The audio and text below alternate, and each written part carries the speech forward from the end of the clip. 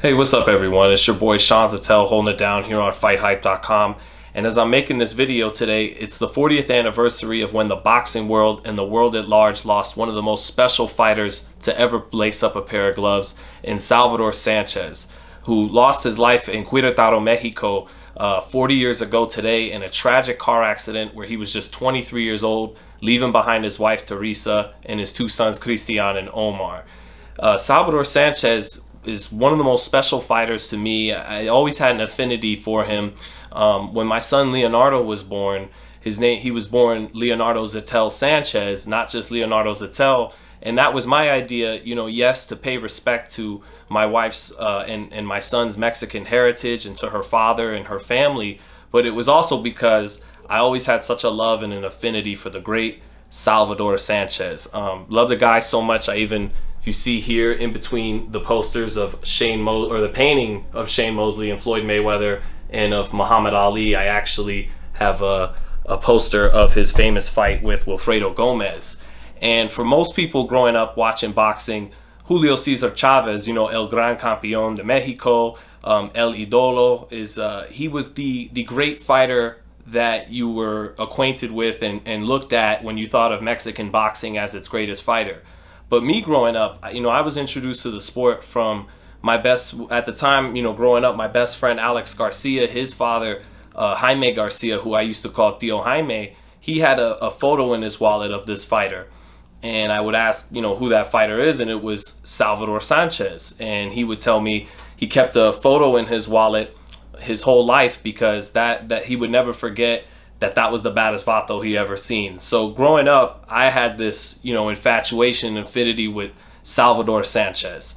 What he did was remarkable in his time in the sport. He finished with a record of 44-1 with 32 knockouts and was undefeated in 11 world championship fights. He won the title from Danny Little Red Lopez, a fighter who was recently voted number 23 on the 100 greatest pound-for-pound punchers of all time by the Ring magazine, a guy who had 39 knockouts and 42 wins by the time he finished his career and had defended the WBC featherweight title 7 times successfully before fighting Salvador Sanchez. In beating Danny Little Red Lopez had beaten and knocked out the former great Mexican champion Ruben Oliveras, who before either Julio Cesar Chavez or Salvador Sanchez was considered the greatest Mexican fighter of all time. Sanchez beat him. He went on to defend the title 10 times over the next 2.5 years.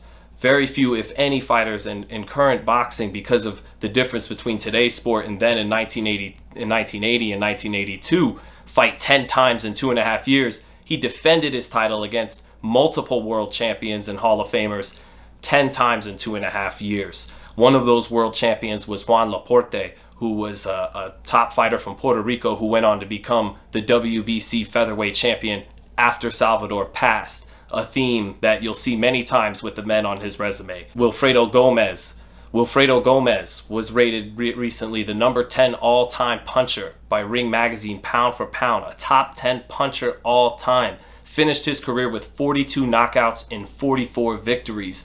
Also finished as Puerto Rico's first 3-division champion and is still considered one of Puerto Rico's greatest fighters of all time, finishing as a lineal champion at 130 pounds as well as 122. At the time of his fight in 1981 with Salvador Sanchez, Wilfredo Gomez was 32-0 with 32 knockouts and was undefeated.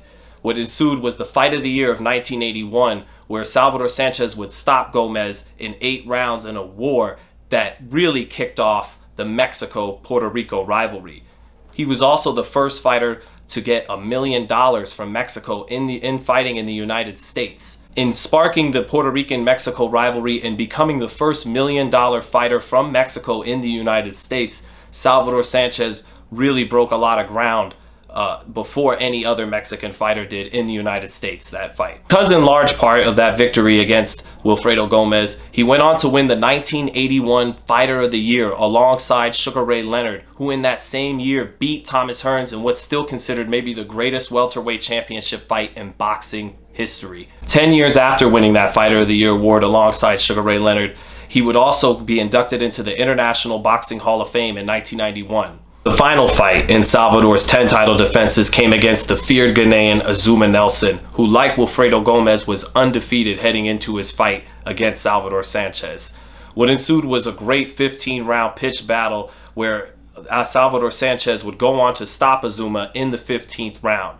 After that fight, Azumah Nelson would take over the featherweight division and never lose again at featherweight, defending the featherweight championship 6 times and then moving up to 130 pounds and winning the super featherweight championship and defending that title 11 times over 2 title reigns. After losing to Salvador in 1982, Azumah Nelson never lost again until he went all the way up to lightweight from featherweight against Pernell Whitaker. In his true prime, he only lost to Pernell Whitaker and Salvador Sanchez, and he too is in the International Boxing Hall of Fame as Ghana's only 3-division champion. Beating Wilfredo Gomez and Azumah Nelson, Salvador Sanchez didn't just have good wins or great wins, but wins against all-time great fighters in his resume, even though he passed so young at 23 years old. The years after Salvador Sanchez's passing, the great Julio Cesar Chavez would take the hold and become the face and idol of Mexican boxing for many decades to come.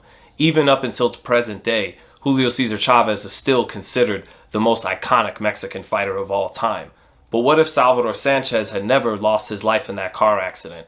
In 1982, at the time of his passing, of course, he was the WBC featherweight champion and was probably going to head to 130 pounds.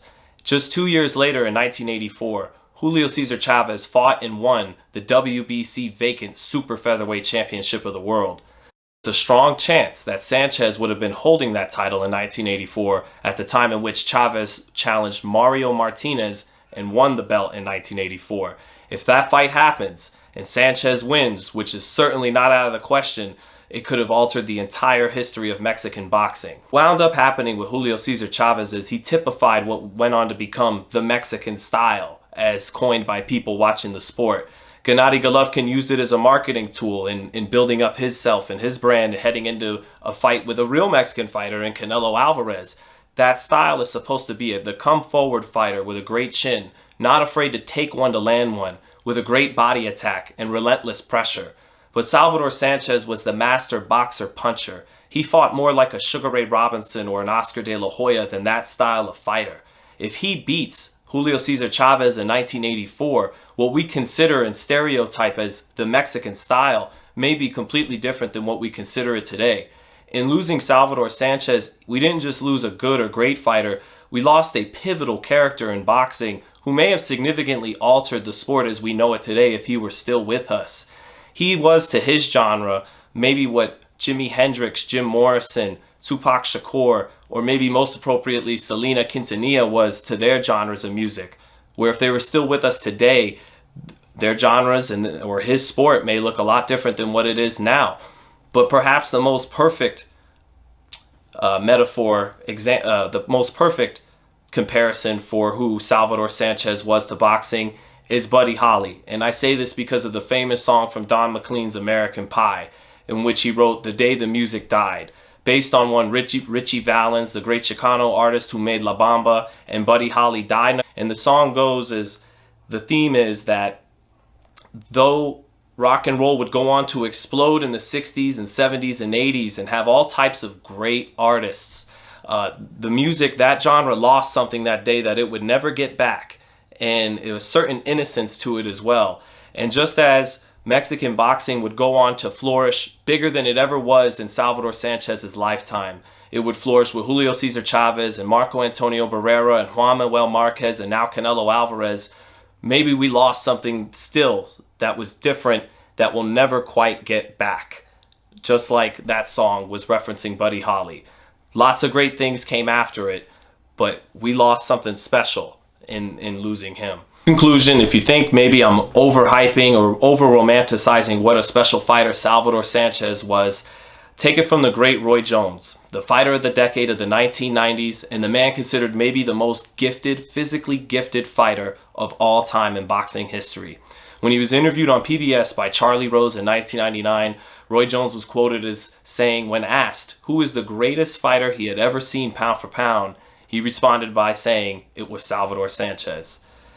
Thank you guys for watching, and keep it tuned in here on Fight Hype, and rest in peace to the great Salvador Sanchez.